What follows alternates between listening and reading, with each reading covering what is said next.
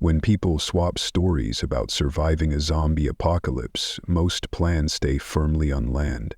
Some dream of mountain cabins far from infected cities. Others imagine deep bunkers stocked with canned goods and filtered air.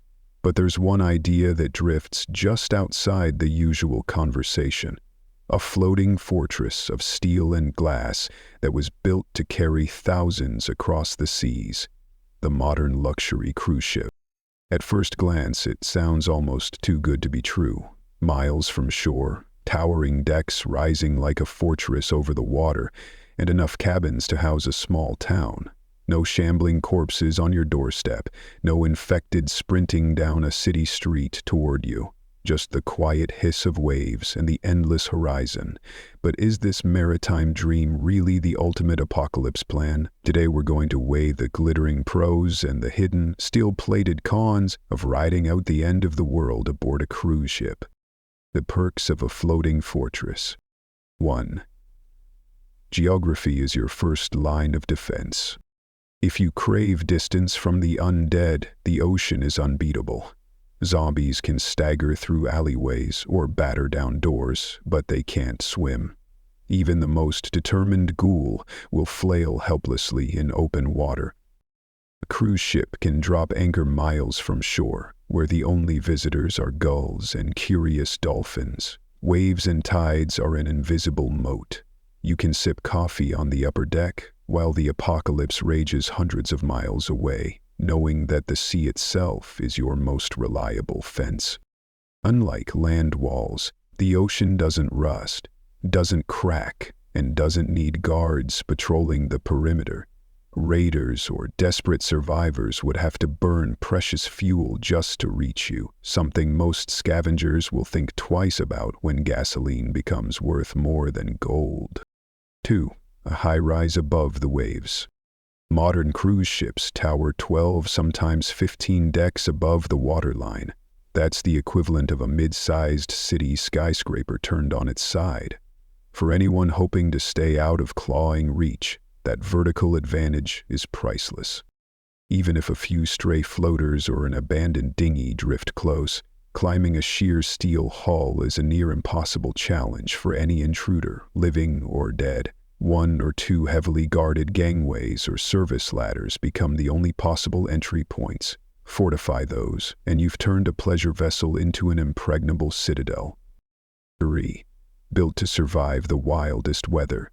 Cruise ships are designed to shrug off punishing storms that would flatten most coastal towns. Reinforced hulls, watertight compartments, and redundant safety systems mean these giants can weather hurricanes that would rip ordinary shelters apart.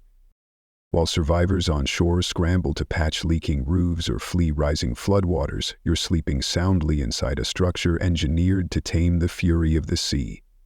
For once, Mother Nature becomes your reluctant ally rather than another threat.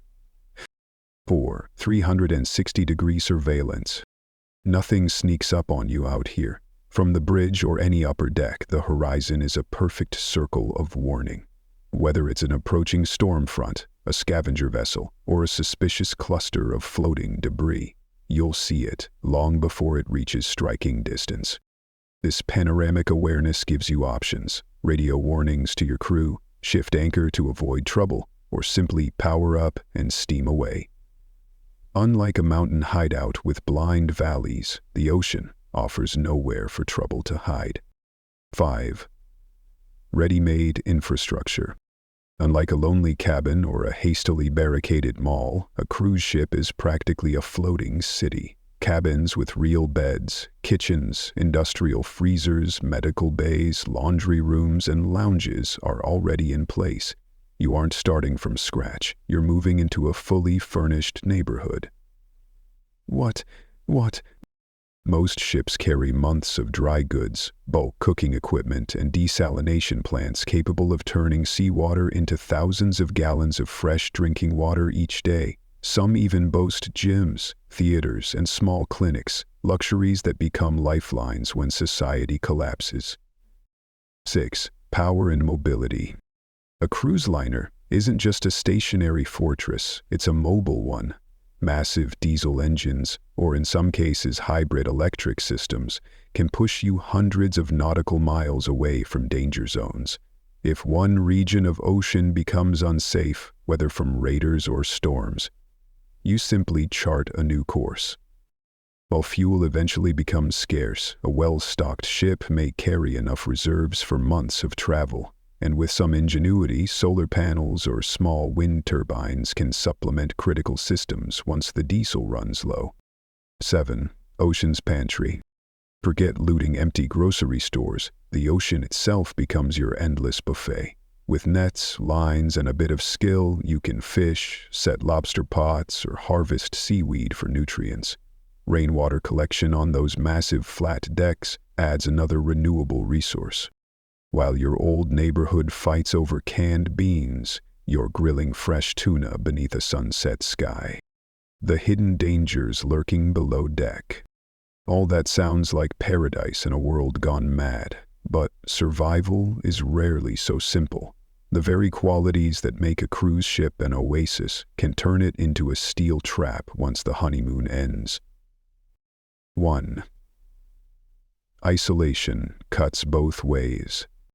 Distance from the undead also means distance from everything else. No trade caravans, no quick supply runs, no easy way to scavenge medical gear or spare parts. If your desalination plant breaks down, if a generator fails, or if your radio falls silent, you're on your own. A broken arm, a tooth infection, or even a burst appendix becomes a life-threatening crisis when there's no hospital within 100 miles.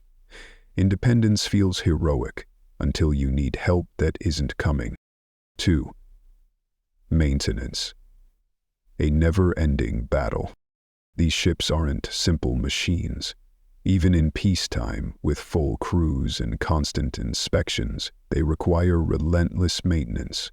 Salt air chews through metal, pipes corrode, engines demand regular servicing. Without trained engineers and a steady flow of spare parts, critical systems, plumbing, electricity, water purification are ticking time bombs.